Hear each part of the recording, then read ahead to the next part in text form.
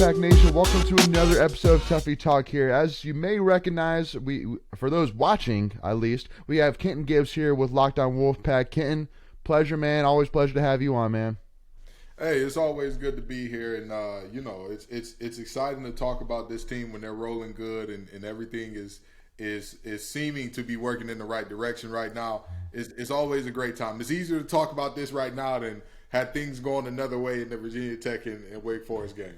Yeah, it's kind of crazy.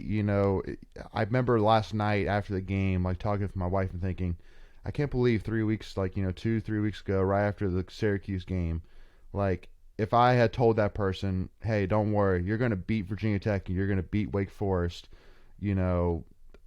I wouldn't have believed you. I would be like, no, there's way too many questions. The offense is way too stagnant. Wake Forest is going to put 50 on us, and then we're going to score maybe like 6. We're going to get blown out. And times have changed, though. Times have changed for sure.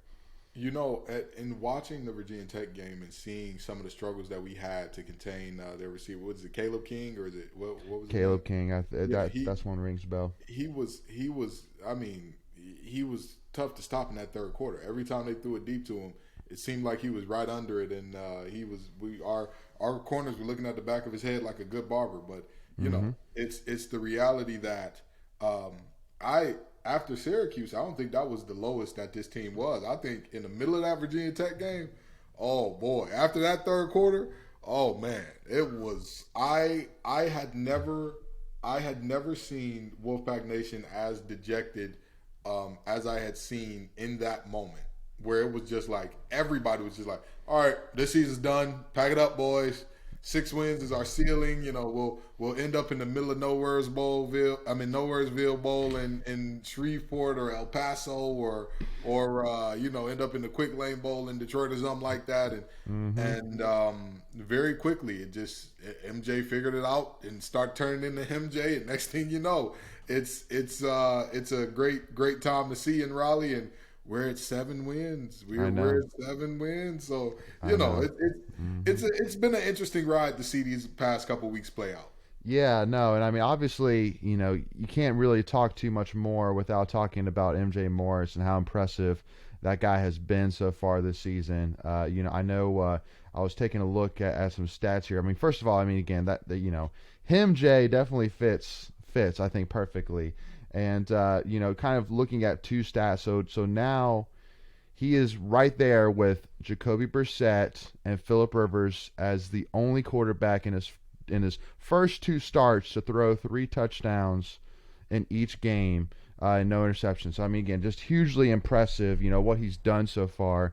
And I'll tell you, the big question, Ken, is I want to kind of start off by asking is it fair right now to start having a conversation of, well, what if Devin Leary wants to come back next season? Is that really a fair question to really talk about right now? Here's the thing. Yeah. Because that's the elephant in the room, for most State fans. Right. And the question in reality is a little unavoidable. It's a little unavoidable because the reality is, even with Devin Leary, the offense looked very troubled and stagnant for long periods of time earlier this year. And now we are still seeing those times where, Tim Beck has gone away from running screens. Now we run that draw power thing with MJ at quarterback. That that's his new thing instead of screens now. But you knew Beck is holding this offense back, but it also is at the end of the day, Beck ain't wearing not nary a pad. He ain't out there throwing the balls. He ain't out there making the reads. He ain't out there, it's not him. So the reality is, as well as MJ is playing, it's fair because it's the new world we live in, right? We no longer live in a crock pot, slow cooker society. We live in a microwave society. Mm-hmm. And in that microwave society, you're presented with problems like this where you've got a freshman. And here's the deal. And I'm not sure about this. I don't know what the situation was in terms of Phillip Rivers when he committed to NC State and if he came into practice early or whatever the case may be. I believe he did. I believe he did come into spring practice for NC State. MJ Morris got here this summer. Yeah. when you look at Phillip Rivers, he was there for spring practice in, I believe it was what, 2000? Was that his 2000, because his first season was the fall of 2000, correct? Yeah, so he was here for spring practice in 2000. Mm-hmm. Jacoby Brissett had an entire redshirt year because that was before the transfer portal existed. Mm-hmm. And he came in from Florida, sat a year, was on scout team. I saw it with my own two. I was there, and he had a year. MJ is doing this after 5 months, and not only after 5 months, Phillip and Jacoby, nobody was surprised that those two were the starters. Right. Nobody was. We had an ACC Player of the Year, preseason Player of the Year in front of MJ. Mm-hmm. And so it's natural that this question is going to come up. Yeah. I think it's a fair conversation to have. I don't like that this conversation has to be had. Sure. It's the nature of the beast. Well, and let's put it this way too, because one thing which really interests me is I think MJ Morris, the one thing that him being the future, at least for the rest of the season and through this next off season, can play big in a couple different ways. The one biggest way that I see is really from a recruiting perspective. For example, one guy, Alex Taylor, who's a 4-star wide receiver, said in a quote saying, seeing MJ Morris go off really opened my eyes because it really showed that if I came to NC State, that would be, that there's my future quarterback. And because that's not something that guy would necessarily have with Devin Leary because he would come in after Devin Leary left. So then he'd be going, well, who's my quarterback going to be? So that's the thing is all these guys right now like Noah Rogers who we're still maybe having conversations with from who's committed to Ohio State. Hoping against hope that Ohio State loses that one. Exactly. Well, and again, I mean, because now we're doing. Now, not only are we winning, which, I mean, I know that, every recruiting person, whether it's Steve Williams, whether it's Corey Smith with Pack Pride, whoever at the end of the day, if you ask them what's the biggest key to recruiting, winning. If you win, that automatically brings eyes to you. At the end of the day, we're doing that. And also, too, you got all of his guys. You got Kevin Concepcion. You got Thayer Thomas, who he's close with. You got all these guys saying, hey, listen, man, you come. I'm just saying. Now you also have the answer of who's your quarterback going to be. It's MJ Morris, that guy that literally just threw 6 touchdowns in 80 minutes of football against ACC opponents. I mean, and I don't believe he's thrown a single interception in that time. Right? Not one interception. He threw one very interceptable ball on his first deep ball against Virginia Tech. It was very interceptable. But, hey, defender dropped it. Don't count. Don't count. Other than that, he's played some really good football. And I'm going to tell you, another thing that I'm looking at if I'm a recruit, the way that Timmons is being used, the way that Michael Allen has looked. The Michael Allen sightings are like, and I'm going to tell you this. The one conversation I've seen that I don't think is fair is when people are like, oh, yeah, Demi Sumo and Michael Allen are going to be a heck of a 1-2 punch next year.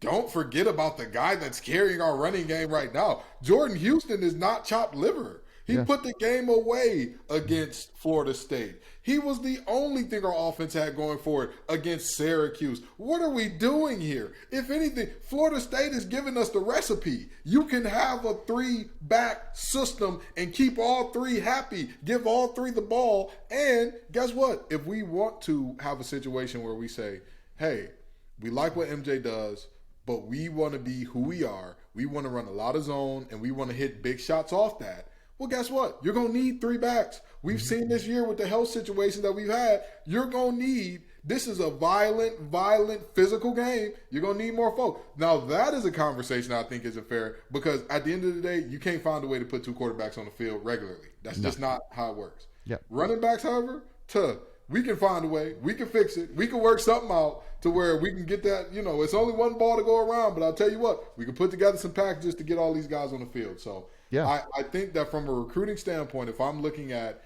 what's going on at NC State, seeing MJ Morris play well, oh, absolutely. Absolutely. You're saying, wait, so he's going to be here for the next 4 years?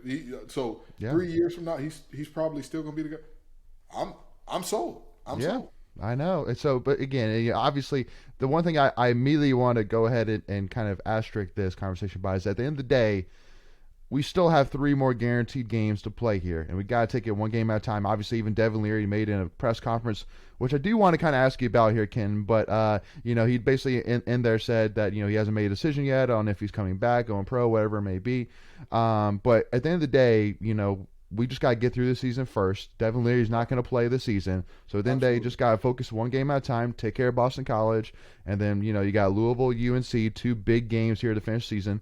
And then hopefully, I mean, if you win out, you're top 10 team. You're right in the line for an at-large bid for a New Year's Six bowl. I mean, it's all on the table here. It's as crazy as it seems. Again, our both of our losses are against top 20 teams on the road, so far. So, and again, hopefully, and I'm looking at the rest of the schedule, and nothing about it really scares me, really. I mean, but again, one game at a time. But just saying, we got to focus on this season first, live opportunity here, and then during the off season. And then they keep in mind that as much as we want to talk about it, there's only one guy that's going to make this decision. If Leary does want to come back, there's only going to be one guy that makes a decision, if Leary or if MJ is going to be our guy for the future. So, and we pay him a lot of money to make that decision. But Absolutely. Yeah. Absolutely. And I'll say it like this.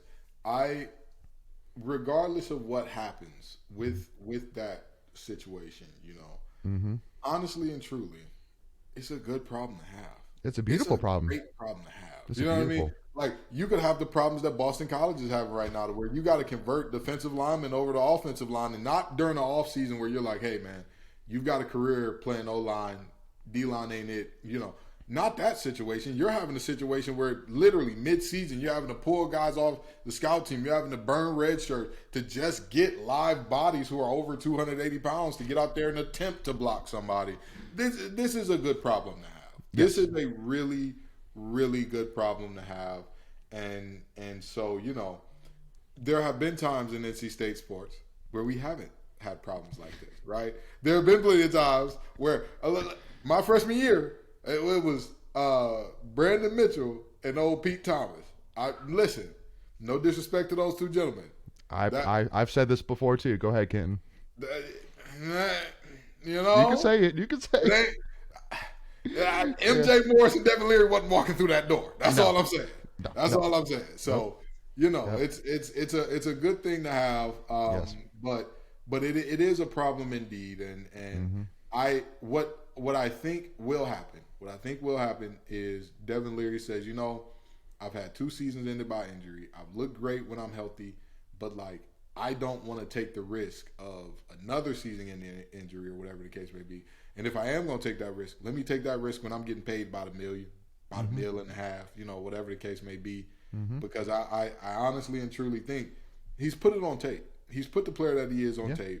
And any scout that's worth their weight in, that's worth their salt knows at the end of the day, he's shown above and beyond all of the things that he can do and all the things that he does well. So I think that, the NIL money is good and all that. NFL money beats NIL every day of the year. Devin, go get paid, man. Yeah. We love you here in Raleigh. You never have to buy a drink here in Raleigh because of what you did last year against the boys in Baby Blue. But go get paid. Sir. Go to a city that got some professional sports teams in terms of NFL. Go there. Go make some money. Go do all the great things there. That's my opinion, and that's not just because MJ is playing well. Because even if MJ wasn't playing well, I would still say the same thing. Even if we were still in that Jack Chambers, MJ limbo, I would still say, Devin, you've been hurt enough. You've done enough. Go get your money, man. Go get your money. Yep. I selfishly would want you to come back to NC State, but being honest with who you are, go get paid. Yep. Now let me ask you this question, because this is obviously a scenario too, which you haven't even mentioned. But I mean, do you see any potential in him transferring? And you know what? That's possible. But when I look at him transferring, I look at a few different things. Okay. So number one, I believe he's had the same offensive coordinator every year he's played at State. Am I correct there? Every year that he's actually been active and playing. Yes. The same offensive coordinator. Yes. So you're going to have to learn a new system. You're going to be at a new school. You're going to have you're going to be the new kid on the block. And again, the same things that I told as the negatives of coming back to State, they exist anywhere else, right? Sure. Regardless of where you transfer to, whatever there is in terms of injury, right? It could happen again. It could happen again. And again, you can get hurt when you're making, you got, a big deal in NIL is like what, 50K, 60K, like, oh, you're doing it. You got a big deal going on. No disrespect. That is a big deal to a college kid, right? You give me Sure. 50K when I was 21. Hey, I'm living it up too. But the league minimum, the minimum, if you hang on to a roster in the NFL, is blowing that out the water. Yeah, Baby, absolutely. go get paid. Go get paid. Now, if he did decide to transfer, I would be shocked by that. Honestly, Me too. I would be surprised if he came back, but not like too blown away. I would be shocked if he transferred. If he left, I would say, hey, you made the right decision. You made the decision that makes the most sense. Mm-hmm. So, because honestly, even if he does have another year like he had last year, how much does his stock boost? Like, how much does it elevate you? You go somewhere else, and then you got to look at what schools need quarterbacks, and you're counting on those schools to take care of you. I mean, we've seen it. We've seen some of these quarterbacks transfer, go elsewhere, and It don't all happen. of a sudden, the team that was supposed to be good, the quarterback, the offensive line, all the things, we've seen it. We've seen that it didn't work out. So, I'm not sure if I'd want to say, oh yeah, Devin is there's nowhere for you in college football. I'm sure there are a ton of teams that would love to have you. Yeah. I'm sure Pitt would be clawing at the bit. Narduzzi would be scratching at his door right now if he could. Hey, Devin, you need a spot. I got something for you now. We got a Bandicanda. We got a good defense. We got all the things. Come on here. Mm-hmm. I'm sure he would. But the reality is, I think that what is in his best interest is to just go ahead and say, hey, it's been real. It's been fun. But it's time for me to go get paid. Yep. Before we continue, I want to take a quick second to tell you about our sponsor, Flatlands Jessup Insurance Group, that has your whole world covered, with agents in 5 offices throughout eastern North Carolina to help you decide how much coverage you need, offering policies for home and auto, recreational vehicles, commercial, crop, health, life, and employee benefits. They are able to combine options to find a comprehensive solution that works for you. Flatlands Jessup protects the things you love so you can spend less time worrying and more time enjoying them. Find them on Facebook and Instagram at Flatlands Jessup. You can also visit their webpage at www.flatlandsjessup.com. So please make sure to go and check them out. Well, and because again, and this kind of goes into one of the next topics which I wanted to talk about, but I truly do feel with Devin that one of the things that him and I think that most every single football player has bought into is really they've really bought into the culture. Like you look at guys like Peyton Wilson, Drake Thomas, Thayer Thomas. You look at Tanner Ingle. Grant Gibson. These are guys that not only just bought into the system, but I really do think and do believe with all my heart that they bleed red and white. I truly do. Like these guys have fought tooth and nail for everything that they've accomplished here at NC State, and I think that obviously if any of those guys were to go and wear different colors, it not necessarily makes them look like bad necessarily per se, but it definitely changes the perception of their legacy a little bit. You know what I mean? But because especially with Devin Leary, this guy, it's kind of like number 47 for the baseball team.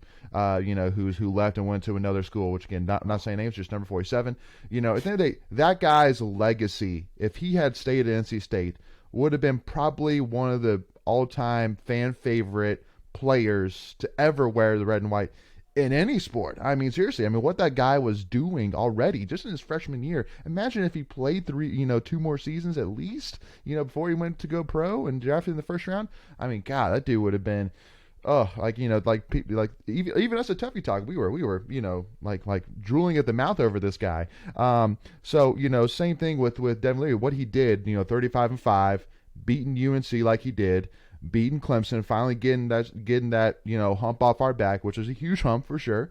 And then just obviously being a guy that was plagued by 2 injuries, which were not his fault. They were just plays which can be were penalties. Now could you call them dirty, not dirty, whatever. But at the end of the day, they were penalties. It wasn't like a fluke hamstring injury that had nothing to do with anybody else. So that's kind of my other thing as well. But people's one of the biggest things which kind of pains me, because you and I Ken, were a part of this program at the beginning stages of the Doeren era, and him Doeren saying to us, one pack, one goal, united mission to win a championship, and buying into the program per se, and people are saying, all these good things right now, about how we, beat Wake Forest pretty handily. MJ Moore's looking amazing right now. Our defense overall, last night or Saturday night, they bend but did not break, mentality. But we still haven't won a championship. This was supposed to be the year. We didn't win a championship. It's hard to really buy into this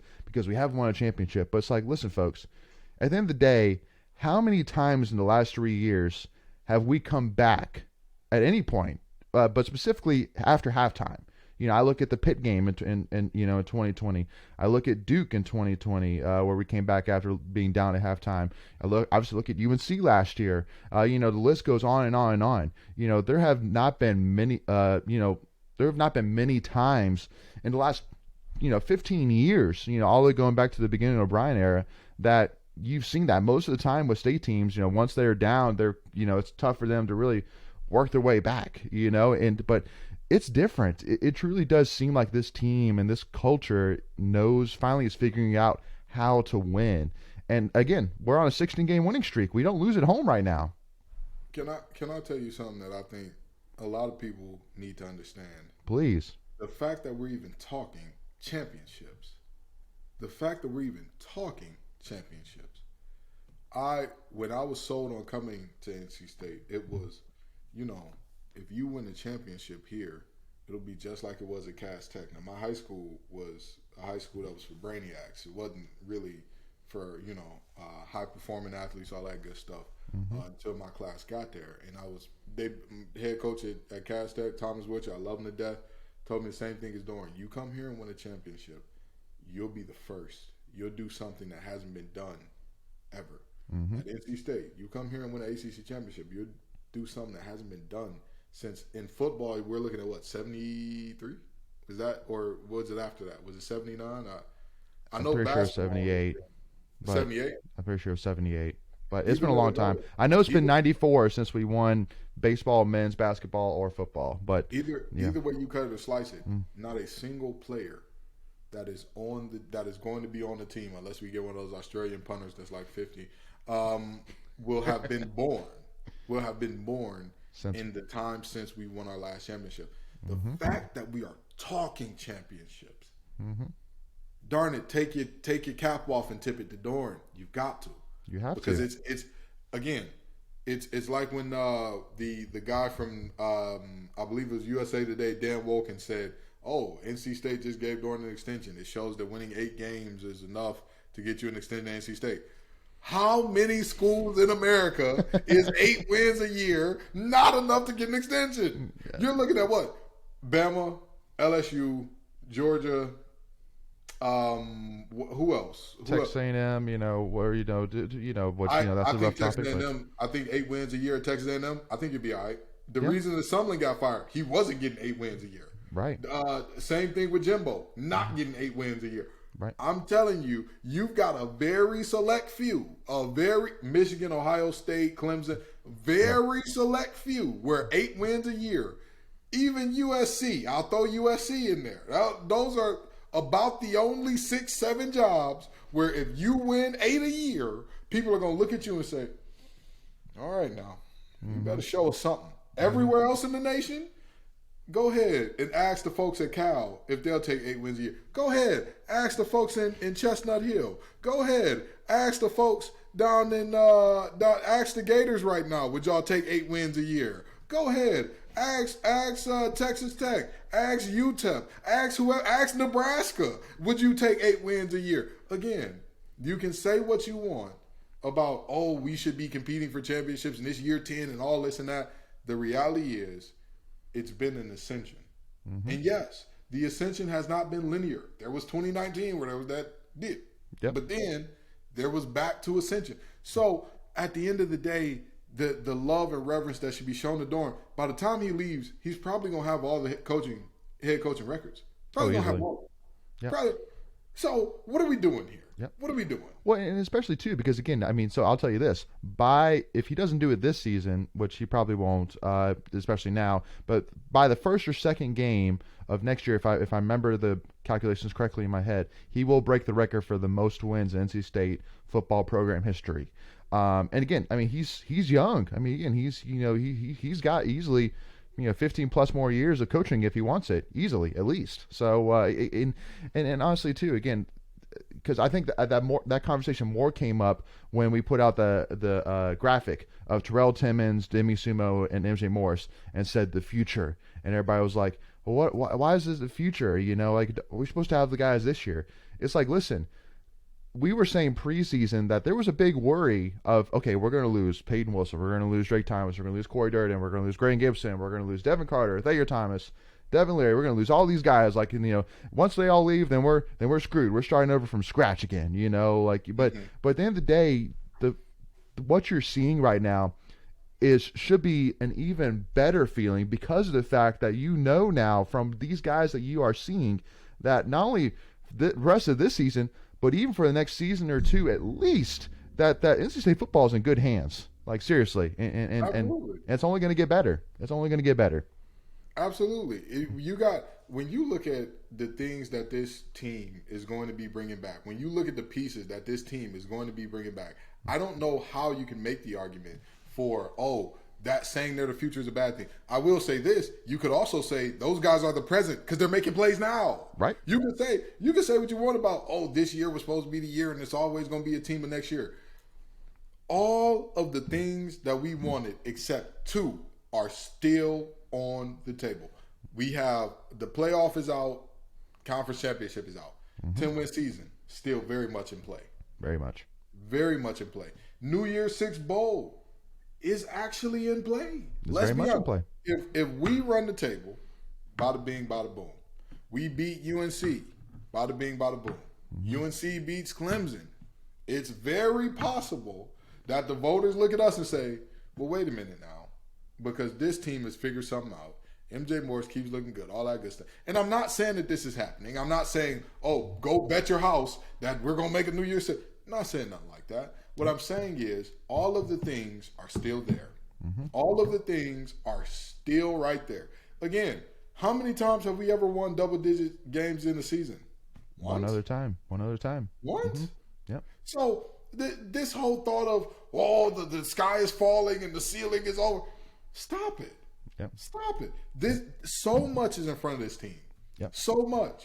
I agree. So much. And so if we're talking about the future, no, they're the present. They're still the present. Somebody was talking about MJ Morris as the quarterback of the future against Virginia Tech. And I said, no, he's the quarterback of the present. Whether we want to realize it or not, he's the guy right now. We cannot wait and say, he's going to get better in the future. So yep. I truly believe that, with what we have defensively going forward in the future, even if we're looking at replacing a linebacking core that is phenomenal, Davin Vann this year has been like, phenomenal. What? Phenomenal. What are we seeing? This man, his ability to rush the back, this slim down version of Josh Harris has looked phenomenal. Aiden White, name me 3 corners that have played better in all the country this year. Name me 3 that have played better. I agree. And he wasn't even our highlighted cornerback either. And he wasn't the highlighted corner. And then, of course, in terms of our safeties, yes, you're losing Tanner Eagle. Cyrus Fagan has looked lights out when healthy. Boykin has made big plays when he's been on the field. Jakeem Harris. Harris, Betty. There's so many guys who are going to be coming back. So, yes, we want to live in right now. Absolutely. Sure. Everybody wants to live in right now. And we are living in right now. Guess what? Me and you, we're the talking heads. Our time, my time on that field is done. Your time as a manager is done. We're done.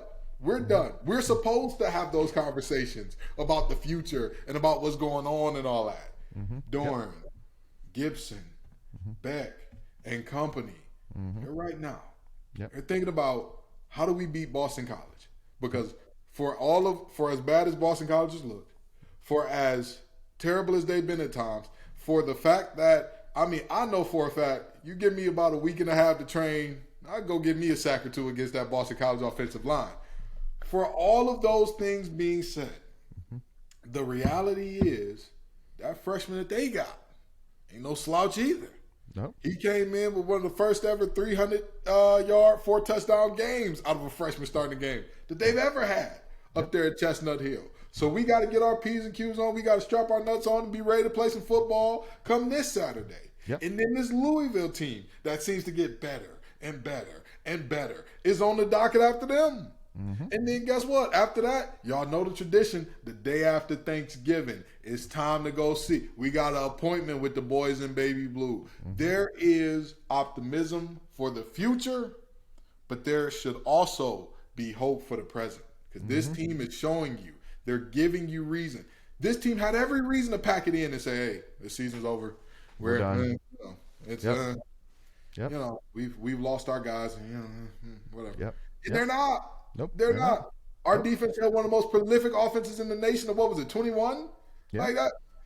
What are we doing here? Exactly.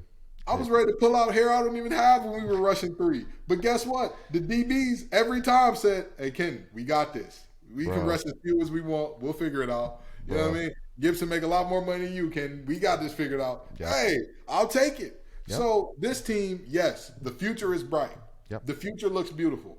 But the present is also pretty rosy, if you ask me. I'm not complaining one bit. And to kind of wrap up this part 1 here, one stat which I want to leave those listeners with is that there's only been 5 quarterbacks this year that have accounted for 250 yards and thrown 3 touchdowns with 0 picks in back-to-back games or season. 9 in the whole country.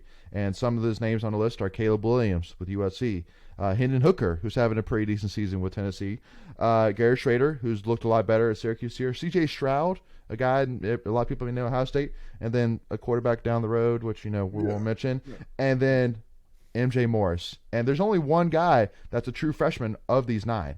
And that's M.J. Morris. Just want to say that. So, but again, make sure again we'll obviously this part 1 definitely went a little bit longer than we thought. But again, I think it was a great conversation and hopefully a lot for NC State and Wolfpack Nation to digest for sure. So make sure again we'll come back for part 2 here, kind of give some keys to the game for Boston College, wrap this thing up. Make sure if you haven't already, Wolfpack Nation, check out Kenton Gibbs and Locked On Wolfpack. Again, all of his stuff is it's always great stuff to listen to. I mean, again, that's why we always love bringing him on. You can check out his Twitter at @LO_Wolfpack.